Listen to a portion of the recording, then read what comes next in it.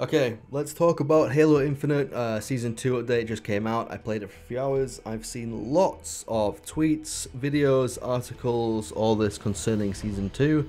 And I agree with all of the backlash that is coming in. I'm going to give you my point of view as a game developer myself, newly to the space. We've been doing this now for about 15 months, but I feel like I can chip in to it at this point. So yeah. The way that me and my team work is pretty much entirely community and feedback driven. So if our community unanimously says something is wrong and it needs to change, we make that change.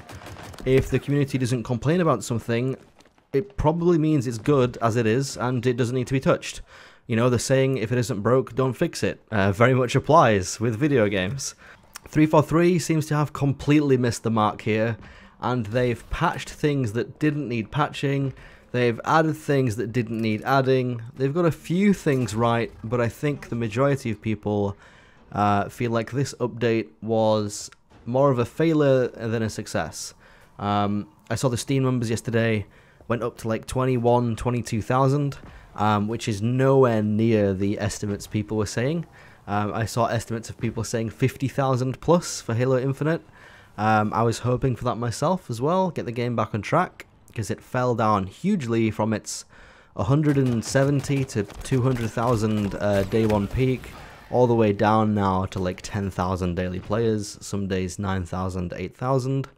Doesn't look like this update is bringing us back to even a quarter of what we launched with. So if you don't know, 343 Industries removed a bunch of skill jumps in the game, some sliding mechanics like thrust sliding, boosting, jumping, that kind of thing.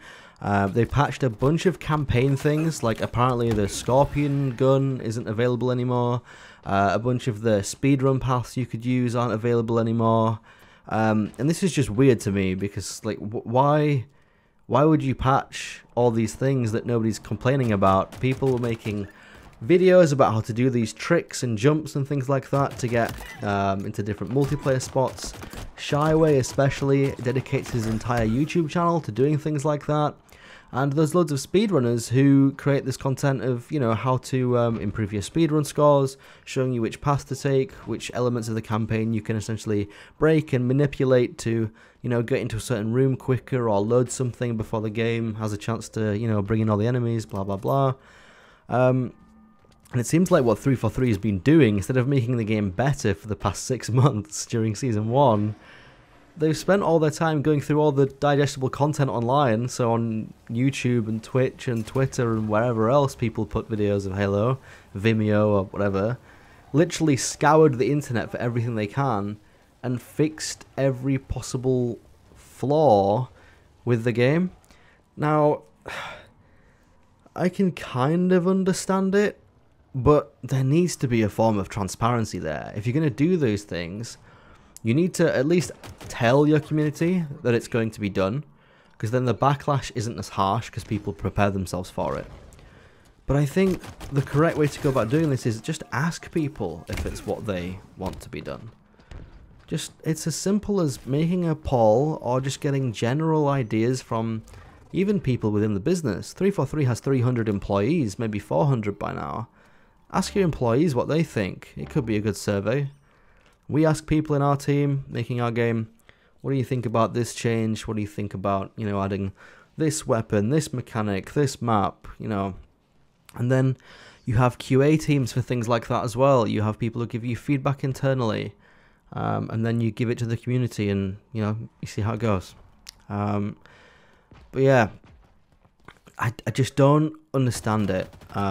Making these huge changes with zero warning, with zero communication, is extremely worrying and frustrating. Seems like 343 is just not aligned with the community, and they are going down a completely different path to where core Halo fans want them to go.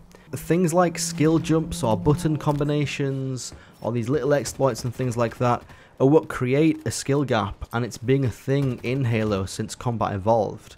There's always been things like a BXR in Halo 2 or certain elements on maps you could climb up to and, you know, use a ledge to jump into a higher place to get more elevation rather than running all the way around or going up some stairs or things like that.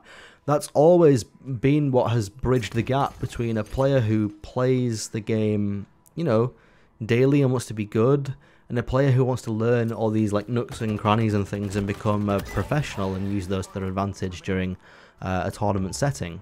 You know, people spent a lot of time and effort, you know, they're taking time out of their day to go and learn all these jumps that they had to master and perform.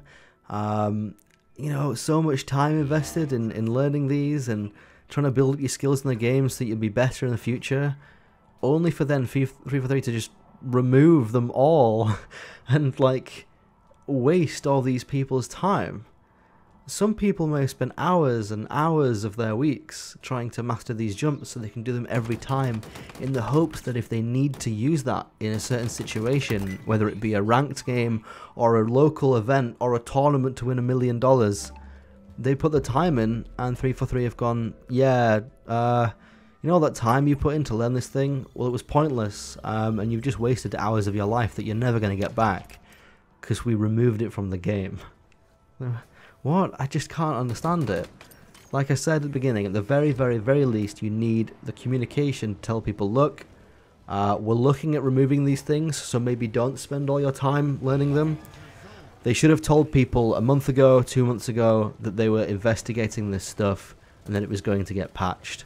Because then there'd be zero backlash on the day that it happens, because people will already be prepared for it and know that it's coming. So yeah, I really can't understand 343's angle with this. I feel like back in the days of the Bungie Halo era, they would have gone to a pro player event, you know, tournament setting, and said to the pros after matches, what do you feel about this thing in the game? What do you feel about this mechanic that you can abuse, such as this button combination or this ledge on this map that you've given a nickname and you use in, you know, your matches and things? And would have gathered some feedback at least to whether those people want it to stay or be removed or tweaked or whatever. But no, 343 just they clearly haven't listened to people. They have a different goal in mind which doesn't align with their community at all, and they tried to hide it as the worst thing as well. There was no transparency, no warning. They hid it in a forum post, likely because they knew many people don't go there. But all you need is one person to go and read that blog post who has an audience. They make a tweet, and before you know it, 30,000 people have seen that you've made these changes to your game in the first, you know, 1 day of your update being live. I agree with some things that 343 have done recently. The Halo TV show looks like it's a really good success, and it seems to be pulling in a lot of non-Halo fans into the franchise. Now, yes, they are learning a different story to us. It's not canon. It's a completely different universe, basically. They're learning a very different Chief, where they see his face every episode. We have a Chief where we've never seen his face before. But at least they're getting, you know, they're getting into the games that way, I guess. They get into the franchise somehow. So this goal that 343 has is, you know, their bigger picture of trying to make Halo mainstream and connect with a wider audience. That seems to be working. But it seems like they're also doing everything in their power to disconnect with their existing audience, and I just can't understand that at all.